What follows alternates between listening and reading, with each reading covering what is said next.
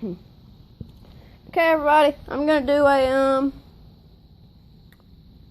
this video is gonna be about building a worm bin, but I was down here at the barn, so I'm gonna do a little checkup on the rabbit, eating its pellets, little baby. So it didn't end up with GI stasis. It's been eating well ever since I lost the one. So yeah, there's that. I don't want to spend too much time on that. And we'll come up here. I'll let you run by the guineas, and then we'll come up. I'll talk to you about the worm bin and how to make one yourself if you want to. It's very, very simple. Or not very, very simple, but it doesn't take a rocket scientist to do. There's the guineas. They're still doing all right. This weekend, I'm gonna empty out we've got 2 big galvanized tubs I'm gonna empty for cows. I'm gonna empty them out, and then we're gonna start buying some babies, guineas, turkeys, and chickens. Thinking about doing a little quail or pheasant or something. Not quite sure on that yet. But okay, here's the worm bin situation. I was wanting to build a worm bin, but you know, you're supposed to use, if I was you, I would use, you know, like the cardboard pieces inside of paper towel rolls or toilet paper rolls, or you can use really anything, you know, just old paper towel or old paper or anything like that. So what I did was, I got to thinking, and my redneck kicked in, and I didn't have a paper shredder. So, you know how when paper gets wet, it gets all soggy and mushy and easy to tear?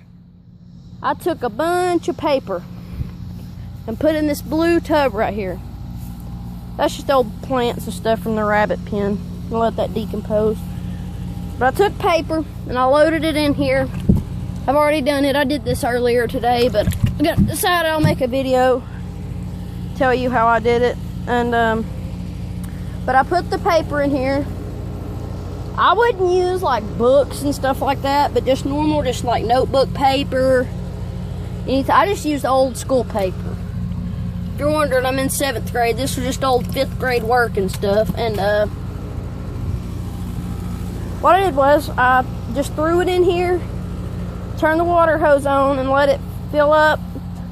And I let that water soak on it for about 10 minutes or so, not long. And I came back over here and I got one of these things, just a little scraper. Just a scraper.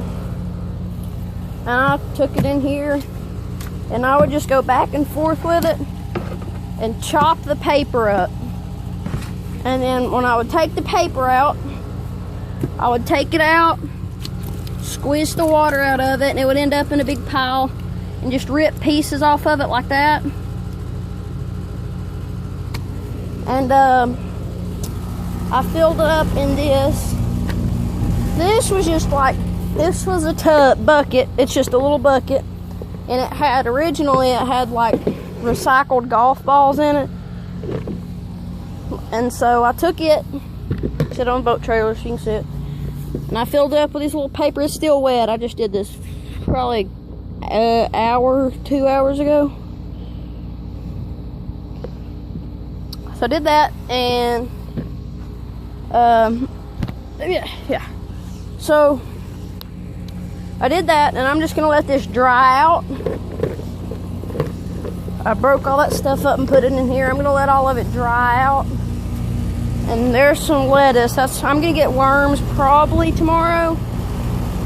And then there's just some old lettuce I'm gonna put in there for them to munch on. But if I were you and you're gonna start your worm bin, oh yeah, you need to drill holes in it. When you get your tub, you're gonna want to drill holes, little bitty holes where worms can't get out, and put in there so they can get oxygen. And if you get the kind of worms you get, I recommend just red worms or red wigglers, whatever you want to call them. call it red wigglers. I prefer those, and